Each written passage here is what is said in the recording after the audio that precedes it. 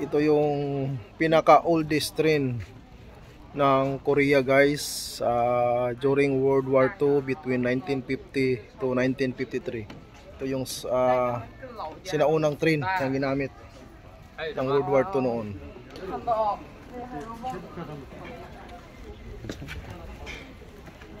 Guys, napakaluma ng train na to.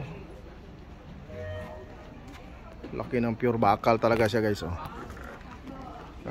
Gi-preserve na lang nila para pagdating ng araw tourist attraction na lang siya. Yung laki ng mga bakal, oh. Grabe.